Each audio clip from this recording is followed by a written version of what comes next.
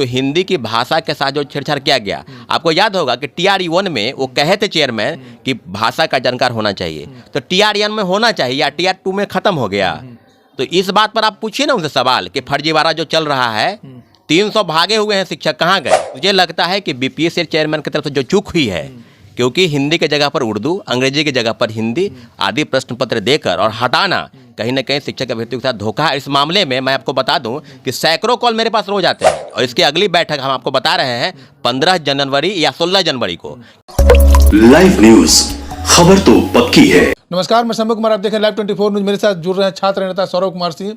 हम इनसे बात करेंगे हिंदी को जो हटाया गया है, जीरो मार्किंग किया गया है, उस पर हम बात करेंगे कि क्या BPSC की अपना फेल्योर था, फेल्योर को ख़त्म करने के लिए उन्होंने हिंदी को जीरो कर दिया। ऐसा सुनने में आ रहा है कि कई सरकारी सेंटर पर हिंदी पेपर गया ही नहीं। उस कमी को ख़त्म करने के लिए BPSC अपने कमी को छिपाने के लिए जीरो मार्किंग कर दी। इस बात से आप सहमत हैं? देखिए, सबसे पहले आपको धन्यवाद कि जो विषय आपने कहा कि शिक्षक अभ्यर्थियों के लिए सेकेंड फेज की बहाली में हिंदी भाषा की अर्हता को समाप्त किया गया, खासकर भाषा को लेकर।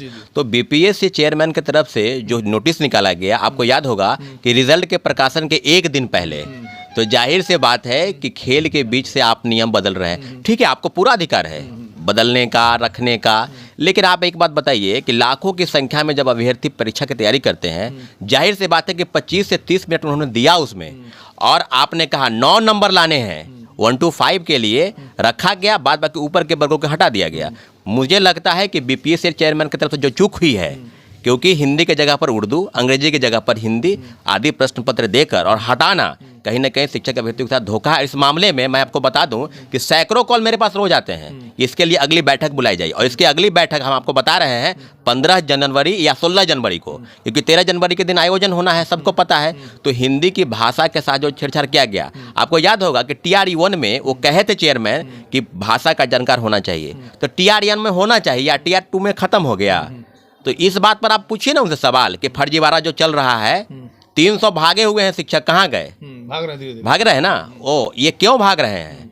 क्योंकि हम लोग जो आरोप लगाते थे, आरोप हम लोग नहीं लगाते थे, खुद अभ्यर्थी सामने आते तो बोलते थे सीटेट फेल, STT फेल, कई फर्जी प्रमाण पत्र वाले जो हैं अपने गलत नियुक्ति पा लिए, और जो मेरिट वाले हैं वो आज घूम रहे हैं। तो हिंदी की भाषा को लेकर एक रीट माननीय उच्च न्यायालय में दायर हुआ है और भी कई रीट दायर होंगे। तो हम लोगों की अगली बैठक 15 जनवरी या 16 जनवरी को हम लोग 13, 12 या 13 तारीख को फिक्स कर देंगे। लेकिन इतना जरूर है कि हिंदी की भाषा को लेकर जो चीज़ें हैं, क्योंकि आपने किसी विद्यार्थी का समय बर्बाद किया है उस पर जाया होकर, और आप बता रहे हैं कि नहीं खत्म हो गया, तो दूसरे तरफ उनके जो पेपर थे, मेंस पेपर, अगली दूसरी और तीसरी, उसमें तो उनका समय बर्बाद हो गया। तो मुझे लगता है कि इस मामले में माननीय उच्च न्यायालय में शरण लेना चाहिए और आगे की लड़ाई BPSC से जारी रहेगी। हिंदी की भाषा जो अर्हता समाप्त की गई है, और विद्यार्थियों की तरह केस किया गया।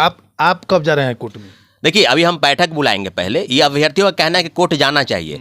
एक मामले में कोर्ट लोग गए हैं, लेकिन पहली लड़ाई, अब कोर्ट में तो लड़ाई होगी ही, पहले अब आमने सामने की लड़ाई होगी। BPSC चेयरमैन अब आपको कह रहे हैं ना कि पद छोड़ के भागना पड़ेगा। के पाठक जैसे पद छोड़ के भागने की बात चल रही है ना, मैं नहीं मानता हूं कि क्या है उसमें सच्चाई, ये तो आप लोग जानते होंगे बेहतर। लेकिन इतना जरूर है कि के पाठक के बाद अब जो पद छोड़ेंगे, शायद इनका भी फरवरी महीने में ही इनका अवकाश होना है। तो इतना जरूर है कि BPSC चेयरमैन नो डाउट कि बहुत अच्छा परीक्षा लेते हैं, लेकिन जब परीक्षा के बाद जब नियुक्ति प्रक्रिया आती है तो इतने बड़े धांधली, मुझे लगता है राज्य सरकार के इतने बड़े फैसले, मुझे लगता है कि देश के किसी राज्य सरकार ने नहीं दिया।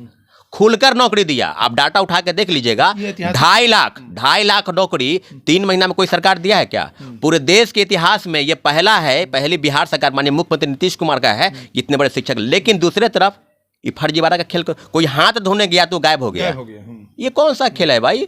कोई 300 गायब हो गए हैं शिक्षक नालंदा में, 150 शिक्षक पटना से गायब हैं, और कई जिलों से सूची आ रही है कि को भागे भागे फिर रहे हैं। कौन लोग हैं? ये वही लोग हैं जो CTET fail, STT fail, computer science की डिग्री नहीं है, डोमिसाइल फर्जी बनवा के बैठे हुए हैं, दिव्यांगता का सर्टिफिकेट फर्जी बनवा के बैठे हुए हैं। किस किस बात की प्रतीक्षा करेंगे? आरक्षण के मामले में जो बिहार के मूल कोटि की महिलाओं को मिलना चाहिए 33% आरक्षण, उसका पालन नहीं किया गया है। अगर आप देखेंगे और ट्वीट करते हैं, इतने बड़े ट्विटर हैं, लगता है कि कोई दार्शनिक उस ट्वीट को नहीं समझ पाएगा। हम ट्वीट पर आते हैं, ट्वीट जैसे करते हैं, एक दिन पहले करते हैं। आपको पता है बिहार में जो स्टूडेंट है सोशल मीडिया से उतना एक्टिव नहीं है, ट्विटर खास करके ट्विटर पर नहीं है। इस ट्वीट को कितने विद्यार्थी देखते होंगे? आपको याद होगा इसी शिक्षक बहाली में जब मौसम खराब हुआ तो परीक्षा केंद्र पर पढ़ने के जब पहुंच गए लोग विद्यार्थी, तो उस समय ट्वीट किए थे। अब मौसम खराब तो 3 दिन पहले से था। आपको परीक्षा के डेट आगे बढ़ाना था, मतलब समय को लेकर परिवर्तन करना था, ट्वीट एक दिन पहले कर देते। परीक्षा केंद्र पर लोग बैठे हुए हैं, और तब बताया जा रहा है कि ट्वीट आया है कि 3 घंटा के बाद परीक्षा होगा।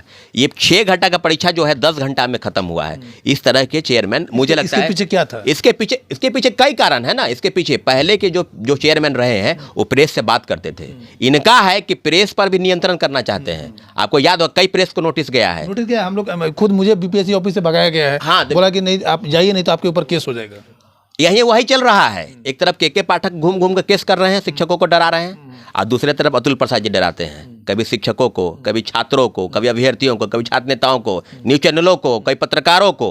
तो इसी तरह से ये लोग करेंगे। शिक्षक बहाली में मैं आपको बता दूं कि अवकाश के बाद के पाठक और अतुल प्रसाद जी, ये दोनों सांसद या विधायक का टिकट मिलेगा इनको, क्योंकि ये लोग काफ़ी फेमस हो चुके हैं। बहाली बाहर में जाए, फर्जीवाड़ा हुआ उस पर आप संज्ञान नहीं लीजिएगा। लेना चाहिए ना भाई कि कौन है दोषी। जब फर्जीवाड़ा आपने किया, नए लोगों को तो मौका आप खत्म कर दिए। ये वेरिफिकेशन पहले हो चुका होता था, इस तरह की घटना नहीं होती, और जो जेन्युइन विद्यार्थी है वो विद्यार्थी पहले सिलेक्शन हो जाते, उनका होता। ये बीपीएससी द्वारा आप पूरे देश के इतिहास में आप देखेंगे ना, तो नियुक्ति प्रक्रिया जो होती है, पद से ज़्यादा लोगों को बुलाया जाता है, डॉक्यूमेंट का वेरिफिकेशन किया जाता है, और तब संबंधित विभाग यानी शिक्षा विभाग को भेज दिया जाता है। आसान सा है। अब सीटेट के जगह पर बीएड डिग्री लगाए हुए, बीएड के जगह पर एसटीटी लगाए हुए, पता नहीं क्या किया हुआ है, और वही वाटर मार्क सर्टिफिकेट जो है जिला शिक्षा प्राधिकार स्तर से देखा जा रहा है। अब बस यही है, दे दिया। चाहे वो जाली हो, चाहे जाली है। जाली है। चलिए कुछ और लोगों से बात करने की कोशिश कर रहे हैं हम। आम यहाँ पर और लोग भी हैं, बात करना चाहिए कि ये बिहार सरकार के द्वारा जिस तरह से नौकरी दी जा रही है, या नौकरी अच्छी बात है, नौकरी मिल रहा है,